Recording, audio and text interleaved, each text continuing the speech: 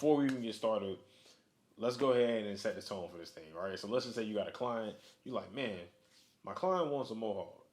She doesn't want to look manly, but at the same time, she does want some sharp lines, but she don't want to take it down the skin. Like, how can I even piece this thing together? So I'm gonna just show you. All right, so let's hop right in on the cut. We're gonna start from the bottom of the fade and make sure we go ahead and start setting the tone as to getting the shape set in, like figuring out where we're gonna blend from. This is a very important and crucial part of the fade, because this is the foundation. This is where you're starting from, and this is where we're gonna basically start to blend up from. Make sure you get this part right. I hope you can get this part right. But ultimately, I'm just going through with the no guard on, just clipper all the way open, and make sure I get a clean foundation, because we're not taking it down the skin. We do want some shadow on this fade. Next, I'm gonna hop in with the number 2. Guard still wide open. Blade still wide open, and lever all the way down. And I hop in with a number 2 because I'm confident as to knowing what I can blend into. But if you're not as confident, just hop in with a number 3. Just make sure you don't cut off too much and you didn't say I messed you up. So ultimately, I go ahead, and what I'm really doing here is I'm not even really fading. I'm just really kind of just debulking, just make sure I clear out some workspace, making sure I know exactly where I'm headed based from where I started, right? So we started on that bottom part where we put the shadow at, and ultimately we just find out where we're gonna end at. So all you got to do is just start meshing the two together, blend everything in between the two, and make a solid fade. So what I did here as well is I flipped the clipper over, because with it being a softer fade, it's not really been down the skin or nothing. I just kind of go ahead back and smooth it out, clipper with the grain closed, and just make sure I just start getting my work area clean all the way out. So I'm going here with my one guard, excuse me. So I'm using this one guard to basically start getting all the transition that I need between the open blade and the 2 guard. God, that was a lot to try to say at one time. It didn't sound like it, but yeah, it was. So with it being a softer fade, a lot of times I'm not really going like open or close. I'm kind of just using judgment calls. And what I mean by that is, if I'm not sure, I'm gonna stay with the blade completely open. If I know something needs to be a little bit lower, I'm gonna go ahead and close it. Like right here, I close it.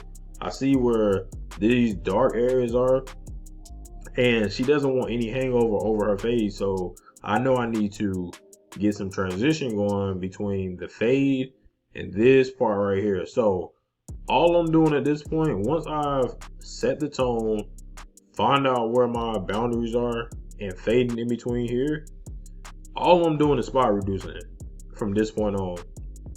So, and what I mean by spot reducing is anything that doesn't go within my fade, if it's not fluent within it, it needs to go. So any dark spots, any type of areas that have density that we need to change to match the fade and make it look better, that's what we need to do at this point.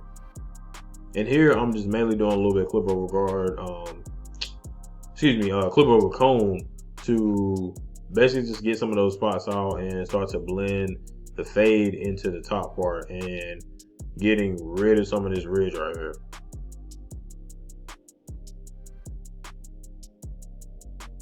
And honestly, when you have curls, whether you're a beginner, whether you're advanced, whatever, it's okay if you got to bounce in between, different techniques, different methods to get the achieved look, because you never know what some curls can do. Curls have a different amount of its own every single time you see them. So it's okay to bounce between two things.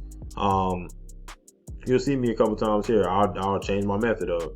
Right here, what I'm doing is I just went ahead, took the guard off, and I'm just using the last 2 blades on my clipper and just kind of like using it like it's a thinning shear, and just slicing in between the hair and basically like digging out any dark spots at this point, versus lifting it with the comb and trying to, get it with the guard in the clip over comb setting. Man, I just was like, well, it's not really cutting like I want to. So let me just take this guard off and get a little bit closer to get some of these spots out. You rather go ahead and just make sure you're right instead of having to go back and correct something. So it's cool to play around with. It's cool to bounce in between techniques. So right here, all I'm doing is just freehanding some of those curls out of there, just making sure they're really not in my way, and I'm starting to get a smooth transition. And I am going up since you don't want no hangover. And we starting to get shape, by freehanding. And real quick, what I'm doing there as well, around the sideburn area, I'm kind of like making it lower because I know I got to line this up, and I just want to make it easier on my trimmers before I have to go up in there and put a sharp line on it. So I just make it a little bit easier and knock down this hair a little bit more just to, make it easier on myself. And you'll see why later.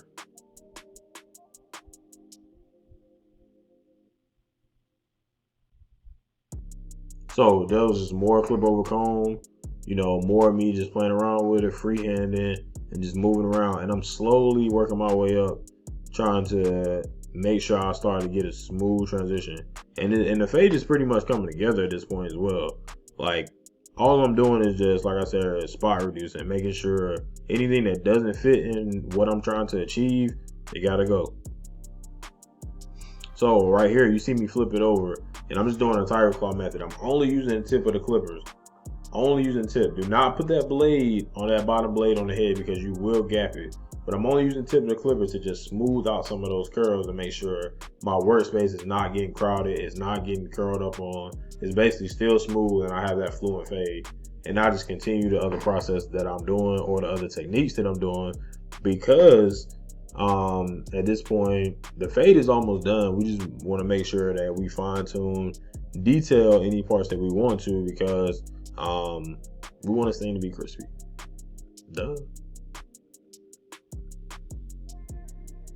So here, I wasn't really sure if I wanted to continue to use my clippers because I was like, man, if I get too hot up in here, might cut off a little bit more than what I really want to cut, and I'd rather be safe than sorry. So I started to get in here and really kind of reduce some of that bulk using my thinning shears. And it's really because you don't know. Like, sometimes it's okay to not know the method you really want to use at that point, because you'd rather be safe than sorry and have to go back and either explain something to your client or redo your work. So I was like, man, let me debulk some of this a little bit more with thinner shears versus using that strong clipper, because that strong clipper might take off a little bit more than what I want. And so, like I said, I bounced right back to my clipper because I was like, once I debulked it, in my mind, I'm thinking, I got a little bit more gear, so I can still just use my other technique and just kind of get those dark spots out, make the fade a little bit more fluent, because obviously the comb and thinner shears wasn't going to give me the look that I was trying to achieve, wasn't going to help me connect that fade into the tops. So basically, I just went back and started to finalize the fade with the clipper.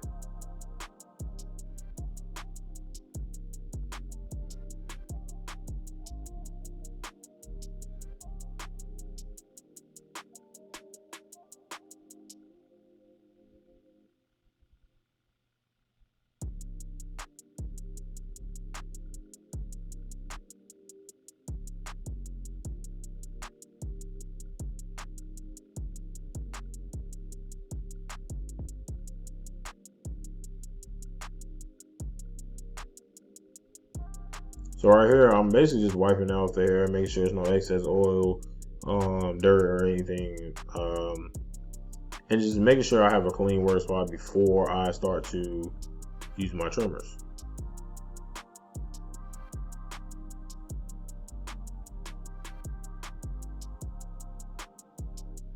I still wasn't comfortable with that spot, so I was like, let me knock out this one little patch of hair before I line this up. So as you see with the sideburns, basically this is something you always want to establish before you even get the haircut started as well. Make sure that you know exactly how your client wants the sideburns, and go ahead and put in a rough draft before you start running around the ear, completing the back. Just go ahead and put that front C on the lineup, because that's going to help basically be a border as well. And this is basically, I'm leaving this out, in a natural state, and I'm cutting this in to bring the sideburn here because this is what she wants them to point to. She doesn't want them super short like up here. She definitely wanted to keep them a little bit longer. So this is giving me my point right here, and I'm making sure I kept that front side out as natural as possible because it can give it a funny look if I would have brought it back here trying to make it sharp. So leave this in a more natural state and actually connect it here. And this part I'm kind of just going around the ear and just making sure I clean it up, and it just has like a smooth finish because some people forget that part. Like, that's an important part of the haircut too, because somebody could be standing behind them and be like, dang, the barber forgot to clean up your neck or forgot to clean up around your ear. Cut would have been dope, but you lose some points. So just make sure you clean up everything else around what you were fading and lining up.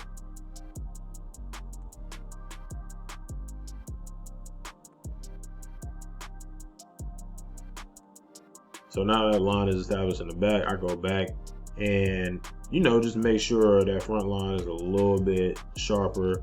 And I'll pull the skin and just make sure I'm getting a smooth piece of skin to actually like to line up, basically. Making sure that I just got it all the way smoothed out and pressed so I can get a perfect arch on it. And not really have to come back to it. And we'll just do the exact same thing on the other side and make them even. And how you know it's even also is where you actually end the C. Just make sure they connect on both sides. So we didn't necessarily need to go back and look at the other side on this particular haircut, because whatever you do on one side, you literally do the exact same thing on the other side. But what I did want you to see is the back. So she showed me a picture, and this is like a hard V that we do, and some women like this. So she showed me a picture, and I just copied this. This is something that you want to establish with your client ahead of time, because this will also set the tone as to how you fade around here. And also, if you're going to leave a line on the neck, if you're going to fade it out completely, all this stuff matters, and all this stuff is very important in doing a consultation ahead of time, because then you know how to move forward with your haircut. Because I done seen people forget to ask this part or their ass out when they get to this part because they already done balled something out, or they left something there to where it really didn't have to be there. So now they're going over the work again, or whatever the case may be. Just ask those questions ahead of time and establish the full cut before you even get started, and you know exactly what you're gonna get. Yeah, so basically this is the cut. I did end up throwing a little design in on the side, just something very, very simple. Just some quick lines, honestly, and I can make a video on how to do designs as well, simple or very complex designs. But this is just a quick example of just showing you how to do a simple, soft mohawk on a female cut, where there's no front line up, but you still can have a dope look and create it to, you know, look how you want it to look between you and your client. But if you got any questions, definitely hit me up in the comments or DM me on Instagram, whatever the case may be. But this is the cut. Let me know what y'all think, and we are out.